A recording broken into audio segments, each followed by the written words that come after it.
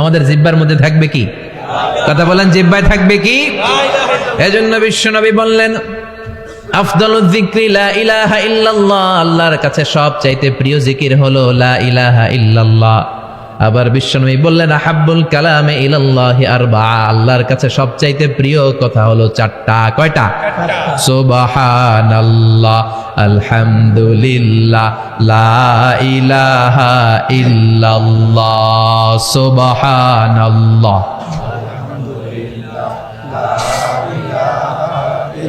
লা ইলাহা ইল্লাল্লাহু মুহাম্মাদুর রাসূলুল্লাহ।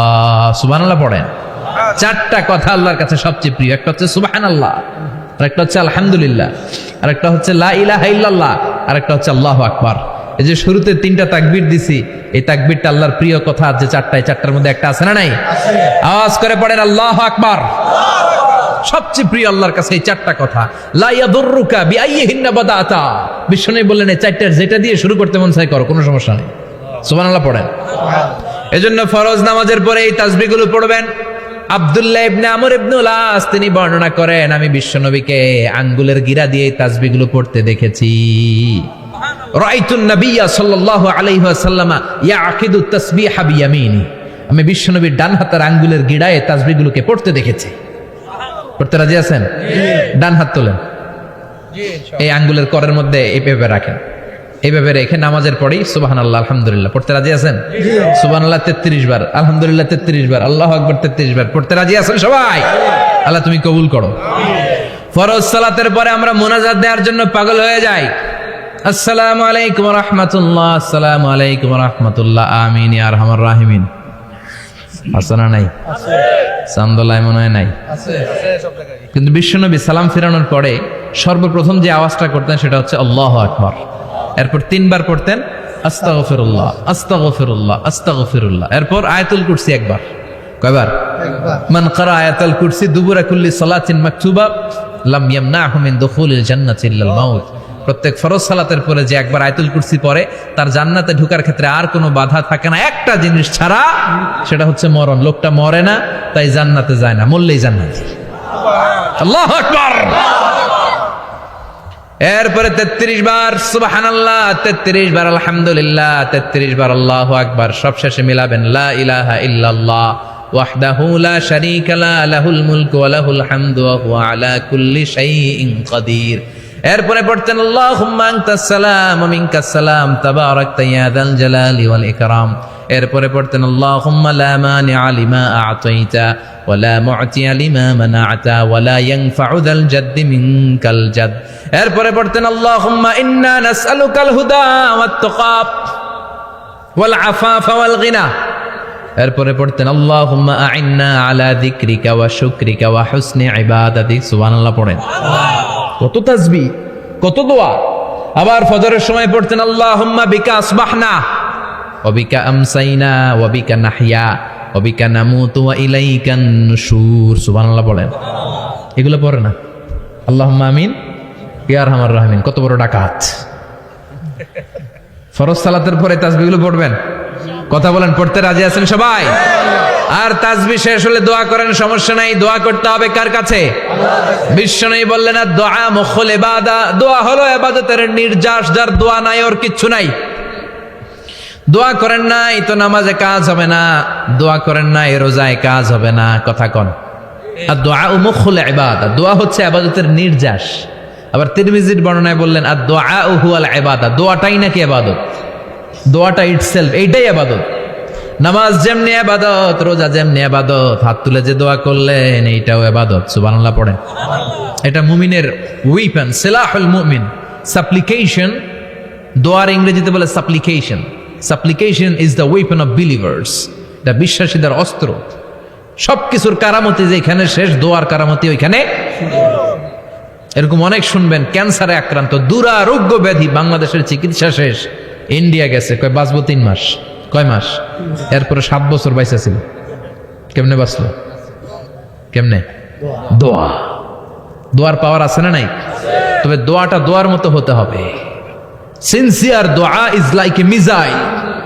একনিষ্ঠ দোয়া এটা মিসাইলের মতো। মিসাইল হামলা করলে ইঞ্চি ইঞ্চি যেখানে মিসাইল বোমাটা পড়ার কথা ঠিক ওখানে পড়বে, ড্রোন হামলা করলে ঠিক ওখানে, ব্যালিস্টিক ক্ষেপণাস্ত্র নিক্ষেপ করলে লক্ষ্য বস্তু যেমনি ভিত করে তেমনি দোয়ার মতো দোয়া করলে মুহূর্তেই দোয়া কবুল হয়ে যায়। আমরা দোয়ার মতো দোয়া করতে জানি না, কেমন করে দোয়া করতে হয় আমাদের জানা নাই, এজন্য দোয়াও কবুল হয় না। চিল্লায় কোন ঠিক কিনা? কিন্তু আল্লাহ ওয়াদা দিয়েছেন, উজিবু দাওয়াতাদ দাঈ ইযা, আমার বান্দা দোয়া করলে আমি দোয়া কবুল করি, আমার বান্দা চাওয়া মাত্রই আমি কবুল করে নেই। সুবহানাল্লাহ পড়েন। যত দোয়া আপনি করেছেন সব কবুল, সব, অল অফ ইউর দোয়াজ আর অ্যাকসেপ্টেড, সব কবুল হয়েছে আল্লাহর কসম। অনেকে বলবে হুজুর এটা আবার কি কইলেন, এতক্ষণ তো ভালোই কইতেছিলেন, সব দোয়া আবার কবুল হয় কেমনে? আমি তো জীবনে কত কিছু চাইলাম, কত কিছুই তো পাই নাই। আছে না এরকম? অনেকে অনেক পেরেশান, আফসোস করে হুজুর চাইলাম আল্লাহ দিল না। 4টা মাইয়া, এবার কাবা ধইরা চাই আইছি পোলার কথা, এটাও হয়েছে মাইয়া। আছে না নাই? 5টা ছেলে হয়েছে, মেয়ের জন্য বুকটা হাহাকার। হজে যে আরাফাতের ময়দানে চেয়ে আসলাম, এইবারও হয়েছে আর একটা পোলা। আছে না নাই?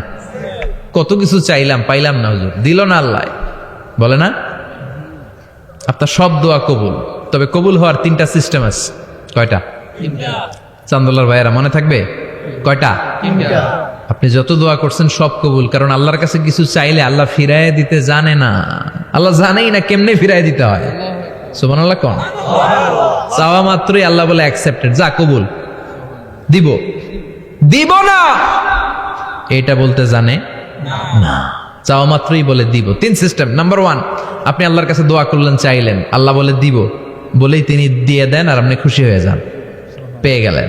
নাম্বার 2, আপনি আল্লাহর কাছে দোয়া করলেন, চাইলেন, তখনও আল্লাহ বলে দিব, তবে এখন না, সবুর, একটু পরে দিব। কখন দিলে আমার জন্য ভালো, আমার চেয়েও ভালো জানে কে? আল্লাহ, পরে দিবে। নাম্বার 3, চাইলেন, দোয়া করলেন, আল্লাহ তখনও বলে দেব, তবে এখনো না, পরেও না, কিয়ামতের দিন যেদিন বিপদে পড়বে ওই দিন দেব। যেদিন তোর বাবা তোরে চিনবে না, তোর মা তোরে চিনবে না, বন্ধু বন্ধুরে চিনবে না, পীর সাহেব মুরিদরে চিনবে না, মুরিদ পীর সাহেবরে চিনবে না, ইমাম সাহেব মুসল্লিরে চিনবে না, মুসল্লি ইমাম সাহেবরে চিনবে না, কেউ কাউরে চিনবে না। ওই কঠিন দিনে তোরে আমি বাঁচাইয়া দেব। তাই দোয়া যা করছেন ছোটবেলা থেকে আজকে পর্যন্ত, লস হয়েছে না লাভ? লস না লাভ? এজন্য বেশি বেশি দোয়া করার দরকার আছে না নাই? জীবনে যদি কোনো নেক আমল থাকে, ওই নেক আমল দিয়ে যদি আল্লাহর কাছে দোয়া করেন, দোয়া কবুল করে নিবে কে? তবে নেক আমলটা হইতে হবে শুধুমাত্র আল্লাহর সন্তুষ্টির জন্য। প্রত্যেকের জীবনেই কিছু আমল আছে যেটা লোক দেখানো করে, আছে না নাই? আবার কিছু আমল আছে আল্লাহরে খুশি করার জন্য করে, আছে না নাই? কথা বুঝতে পেরেছেন? রাত্রিবেলা যাচ্ছেন, কেউ নাই, রাস্তায় হঠাৎ দেখলেন মসজিদ, পাশে লেখা বড় করে দান বাক্স, পকেট থেকে কচকচে 1000 টাকার নোটটা ওইখানে ঢেলে দিলেন দান বাক্সের ভিতর। কেউ দেখে নাই, দেখছে কে? আল্লাহ। এটা পৃথিবীর কাউরে দেখানোর জন্য দিছিলেন? এই দানটা আল্লাহর কাছে প্রিয়। গোপন দান আল্লাহর রাগকে কমিয়ে দেয়।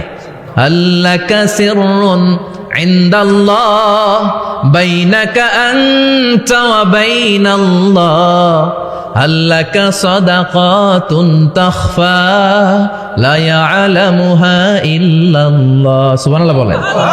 আল্লাকা সিররুন ইনদাল্লাহ, তোমার আর তোমার রবের মাঝে এমন কোন গোপন জিনিস আছে নাকি যেটা আল্লাহ ছাড়া কেউ জানে না?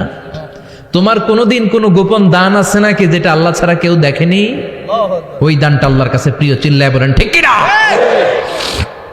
এরকম কোন গোপন আমল দিয়ে যদি আপনি আল্লাহর কাছে ওসিলা করে দোয়া করেন, আল্লাহ ওই কঠিন বিপদের দিনে এই আমলটা করছিলাম শুধু তোমারে দেখানোর জন্য, এর ওসিলায় বাঁচাও, বাঁচাবে কে? বুখারীতে একটা হাদিস আছে, সালাসাতুন ফিল গার, বনি ইসরাইলের 3 লোক সফরে বেরিয়েছে, মরুভূমির সফর, মাঝখানে তুফান, কই যাবে, কই বাঁচবে, দৌড়াদৌড়ি শুরু। দৌড়াতে দৌড়াতে এক পাহাড়ের গুহার ভেতরে আশ্রয় নিয়েছে। গুহা চিনেন তো? পাহাড়ের গুহা। আশ্রয় নেয়ার সাথে সাথেই বৃষ্টির পানির ঝাপটায় পাহাড়ের উপর থেকে বিশাল এক পাথর খণ্ড এসে পাহাড়ের গুহার মুখটা বন্ধ করে দিয়েছে। বন্ধ, অন্ধকার। এরা পড়ছে বিপদে, হায় হায় বাঁচার জন্য ঢুকলাম, এখন দিই মরণ। ঢুকছিল কি জন্য? এখন মরণ।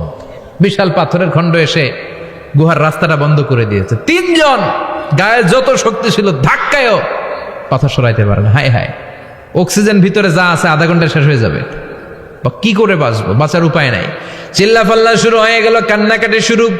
একজন বলে, তোমাদের জীবনে কার কি ন্যাক আমল আছে, যেই ন্যাক আমলটা আল্লাহর ভয়ে করছিল ওইটার ওসিলা দিয়ে দোয়া করে দেখো কিছু হয় কিনা। সুবহানাল্লাহ কোন, এটাই উপায়। একজন হাঁটু গেড়ে চোখের পানি ছাড়া শুরু করছে, আর দোয়া শুরু করছে, আল্লাহ আল্লাহুম্মা কানাত লি আবাওয়ান শাইখান কাবীরান, আল্লাহ আমার বাবা মা ছিল বৃদ্ধ বৃদ্ধা, আমি পেশায় রাখাল, সারাদিন ছাগল চড়িয়ে রাত্রিবেলা দুধ আনতাম, সবার আগে আব্বা আম্মারে দিতাম, এরপরে আমার ছেলে মেয়ে, এরপরে স্ত্রী। একদিন গভীর রাতে এসে দেখি আব্বা আম্মা ঘুমায়, দুধের বাটি নিয়ে আব্বা আম্মার মাথার সামনে দাঁড়িয়ে রইলাম। ছেলে মেয়েগুলো আব্বা এসে বলে, আব্বা দুধ দাও। আমি বললাম পরে, আগে আব্বা আম্মা খাবে তারপরে তোরা। ছেলে মেয়েগুলো কান্না জুড়ে দিল, আমি দেই নাই। ফজর পর্যন্ত দাঁড়িয়ে রইলাম। ফজরের আগ দিয়ে আব্বা আম্মা ঘুম থেকে উঠে দেখে তো আমার অবাক, কিরে বাবা দাঁড়িয়ে কেন? বললাম প্রতিদিন দুধ খেয়ে ঘুমাও, আজকে আগে আগে ঘুমিয়েছো, দুধ খাও নাই, তোমাদেরকে আগে দিব বলে দাঁড়িয়ে রইলাম। আল্লাহর ডেকে বলে, আল্লাহ ওই দিন সারা রাত দুধের বাটে নিয়ে মা বাবার শিওরে আমি দাঁড়িয়েছিলাম, ফজরের সময় আব্বা আম্মারে দুধ খাওয়ালাম, তারপরে ছেলে মেয়েদেরকে দিয়েছিলাম, তারপরে স্ত্রীর মুখে দিয়েছিলাম। ও মাবুদ, ওই দিনের এই কাজটা আমি দুনিয়ার কাউরে খুশি করার জন্য করি নাই, শুধুমাত্র তোমার খুশি ছাড়া। ওই রাতের ইবাদত যদি তোমার দরবারে ভালো লেগে থাকে, ফাফাররিজ আন্না মা নাহনু ফি, আজকের বিপদের দিনে কেউ বাঁচানোর নাই, তুমি আমাদের বাঁচাও। ফানফাজারাত, মুহূর্তের মধ্যে 1/3 বিশাল পাথর খণ্ডটা 1/3 ডান দিকে সরে যায়, এক পাশে সরে যায়। সামান্য আলো বাতাস ঢুকতে আরম্ভ করলো। এখন বাতাস ঢুকে, এখন বেঁচে থাকতে পারবে এই নিশ্চয়তা হয়েছে। সুবহানাল্লাহ কোন। এবার সে বলল, ভাই তোর কি আমল আছে বল। দ্বিতীয় জন হাঁটু গেড়ে আবার চোখের পানি ছেড়ে আল্লাহর ডেকে বলে, মাবুদ আমার এক চাচাতো বোন ছিল, কানাতলি ইবনাতু আম জামিলা ওয়া কুনতু উহিব্বুহা কাআশাদ্দি মা ইউহিব্বুর রিজাল আন-নিসা। আল্লাহ সুন্দরী অনন্যা অপ্সরী প্রিয়ংবদা অনুসুয়া গুণবতী রূপবতী আমার এক চাচাতো বোন ছিল, তার প্রেমে আমি ছিলাম পাগল পাড়া, কিন্তু সে তো আমার ডাকে সাড়া দেয় না। অনেক চেষ্টা করলাম তারে পাওয়ার জন্য। চাচাতো বোন আমারে বলে, 100 স্বর্ণ মুদ্রা যেদিন দিতে পারবা ওই দিন আমারে পাবা। এবার আমি স্বর্ণ মুদ্রা কালেকশনের কাজে লেগে গেলাম। বছরের পর বছর চেষ্টা করে 100 স্বর্ণ মুদ্রা যেদিন পেলাম ওই দিন চাচাতো বোনের কাছে গেলাম, যে তার হাতে স্বর্ণ মুদ্রা দিলাম, বললাম চলো এবার আমরা অপকর্ম করি। স্বর্ণ মুদ্রা পেয়ে সেও খুশি, আমিও খুশি। সে পাইছে স্বর্ণ, আমি পাইছি তারে। গোপনে একটা রুমের ভেতরে ঢুকলাম, দুজনে জামা কাপড় খুলে ফেললাম, নেকেড হয়ে পাপ কাজ শুরু করব। ইন দা মিন টাইম আমার চাচাতো বোন আমারে বলে, ও আমার চাচাতো ভাই, আমারে তুই আমার সতীত্ব তুই নষ্ট করে দিস না, ইত্তাকিল্লাহ, আমার সম্ভ্রম তুই শেষ করে দিস না, ইত্তাকিল্লাহ, আল্লাহরে ভয় কর। আল্লাহ ওই মুহূর্তে ফিরে আসা কঠিন কঠিন, কিন্তু ইত্তাকিল্লাহ, আল্লাহরে ভয় করে এই শব্দটা যখন শুনলাম আমার ভিতরটা কেঁপে উঠেছে।